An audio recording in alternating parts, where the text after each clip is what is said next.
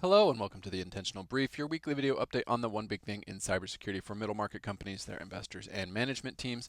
I'm your host, Shay Colson, managing partner at Intentional Cybersecurity, and you can find us online at intentionalcyber.com.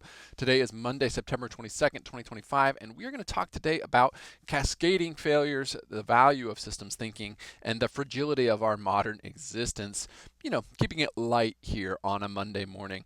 If you were anything like me, you spent at least some time over the weekend watching in real time as travel in major European airport hubs like London Heathrow and Berlin ground to a halt as the check-in systems that they use were taken offline. Reuters has a good report on the attack on a system called vMUSE, which was developed by American company Collins Aerospace, a Raytheon subsidiary, and how its outage forced manual check-in and manual boarding at these airports that use this system. The EU's cybersecurity agency, the European Union for Cybersecurity, told the BBC this morning that it was in fact ransomware and that it has been both identified and forwarded on to law enforcement.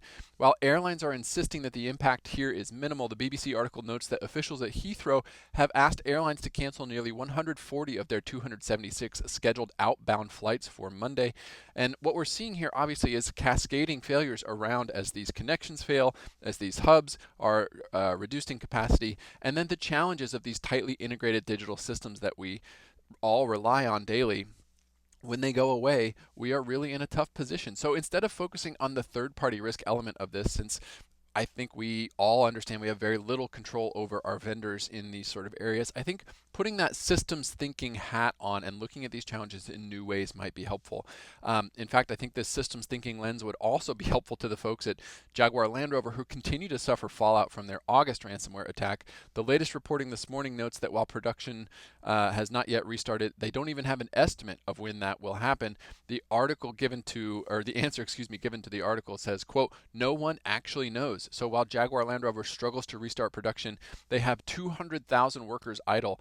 Their suppliers and their supply chain is facing an even more existential challenge. A Wired article published just this morning called it a, quote, "supply chain disaster," unquote, and noted that multiple suppliers are already being forced to lay off workers as their orders from Jaguar Land Rover continue to be zero. The complexity that we find ourselves in here and navigating these challenges, whether you have a massive supply chain behind you or are operating as just one small part of a larger chain, can help with both contingency planning for when manual operations are needed or diversification to ensure that low likelihood events aren't fatal for you. As always, I think we can focus on controlling the things that we can control in our sphere of influence. That is a good place to start.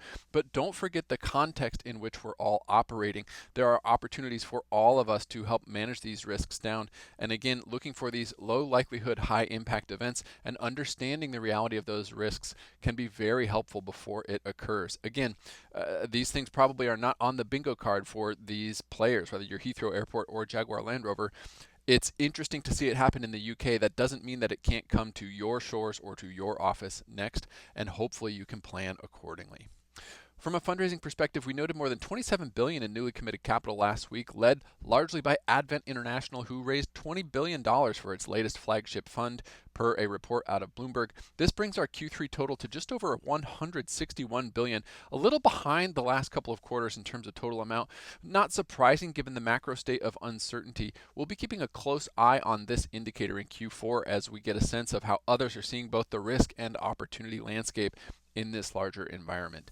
A reminder that you can find links to all the articles we covered in the comment section below. You can find back issues and written transcripts of these videos at intentionalcyber.com. And now sign up for our monthly newsletter, The Intentional Dispatch, there as well. And we will see you next week for another edition of The Intentional Brief.